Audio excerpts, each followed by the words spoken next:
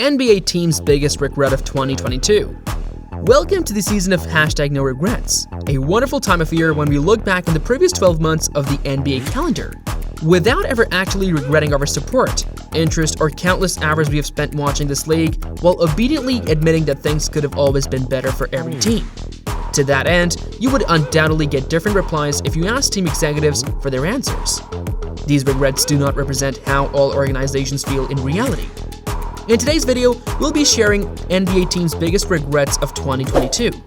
Don't forget to subscribe to our channel. Let's begin. Atlanta Hawks. Their regret could be trading Kevin Huerter to Sacramento and allowing Travis Schlenk to run your offseason before switching front office leadership less than halfway through 2022 to 23. It would be fantastic if the Atlanta Hawks, 29th in three-point accuracy and 28th in three-point attempt rate, had a player on their roster making more than 41% of their threes on over 7 attempts per game. It would have been better to keep Huerter. He also wouldn't be a miracle worker. Trae Young and John Collins have required the Hawks to induce career-worst shooting for much of this season, but Huerter would be a blessing for one of the league's worst offenses.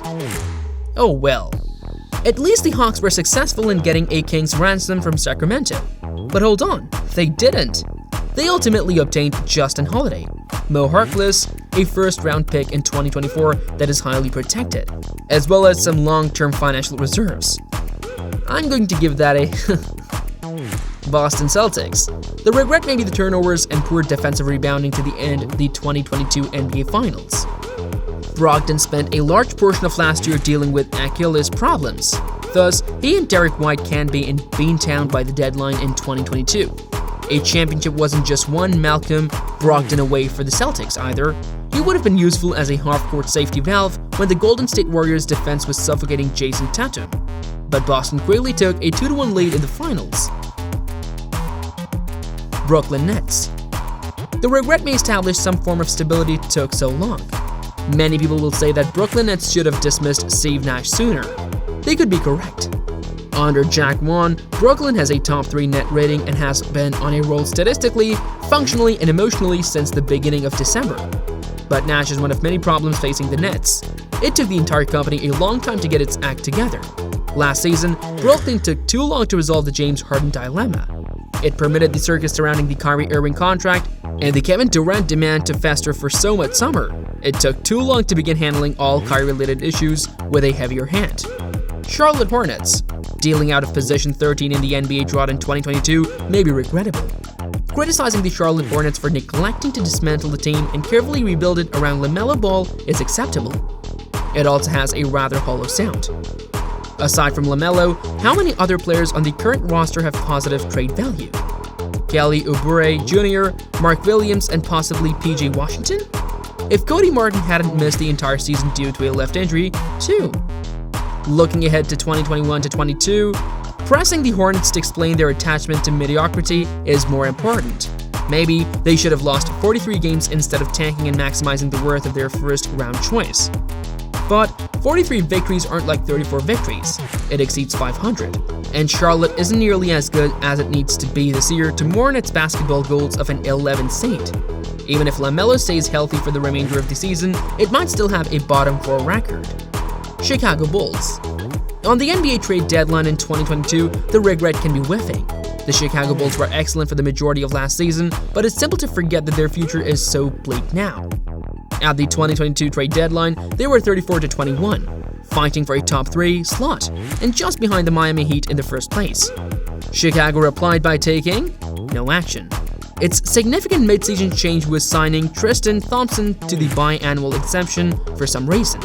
Given the condition of Lonzo Ball's left knee, perhaps the Bulls opted not to make any significant trades.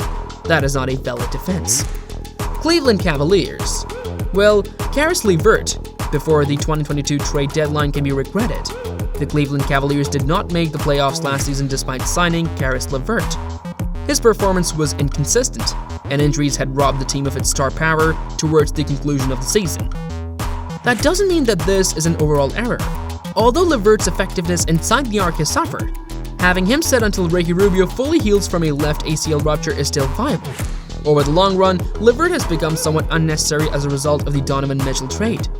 Additionally, acquiring him cost the Cavaliers 2 seconds, one of which has already produced outstanding rookie Andrew Nembhard and a lottery-protected first-round pick. Dallas Mavericks. The handling of the Jalen Brunson problem and his eventual departure might be regretted. The majority of the Jalen Brunson matter was resolved by 2022, if not all of it. According to reports, the Dallas Mavericks did not extend him a 4-year, $55.5 million contract at the start of the season, and despite how well he performed, he was going to wait to sign it. Even yet, the Mavs are still accountable. They failed to take advantage of his worth at the trade deadline despite knowing that he was either a flight risk or an absolute goner all season. When it was obvious he was departing, they also refrained from attempting to pressure the New York Knicks into a sign and trade. New York took great measures to free up cap space, but Dallas is still subject to criticism similarly. It's dreadful to lose your second best player to the Western Conference finalist for nothing. Denver Nuggets. The regret may give the Thunder a first-round selection in 2027 to choose JaMychal Green. Fans or experts don't necessarily need to endorse tax ducking and cutting strategies. It is not our concern to reduce the running expenses of billionaire team governors. The Kentavious Cadwell Pope move, which improved the roster and made the Denver Nuggets' finances easier, is excused. You can argue about how the deal affected the rotation of backup point guards. Ish Smith has yet to play very much, and Bones Highland appears overcommitted. Even if they can be nasty, these developmental reps for Highland should be beneficial because KCP is still a perfect fit. Detroit Pistons. Giving Marvin Bagley III a 3-year guarantee could be regrettable. After the Detroit Pistons choppered him out of Sacramento, Bagley had a nice finish to the 2021-22 season, so it made logical to bring him back for another round. He recently turned 23 and has a good rapport with Cade Cunningham. Giving him 3 guaranteed years for $12.5 million each was expensive initially. Although it is currently just a bit above mid-level exception money, Bagley's market cannot have required the arrangement to extend that far. Golden State Warriors. The regret may only replace or bring in veteran depth within the starting 5. Congratulations to the Golden State Warriors young players for their valiant attempt to outdo this posture. Since Stephen Curry's left shoulder injury, numerous positive developments have emerged. Despite his turnovers and poor three-point shooting, Jordan Poole is lending a steadier hand. Jonathan Kuminga's explosion at both ends is beginning. James Wiseman appears to be playing basketball rather than attempting to catch and manage a tennis ball while stuck in rush hour traffic. Poor on-off splits by Moses Moody contradict the eye test. However, Golden State still needs to add senior bench depth.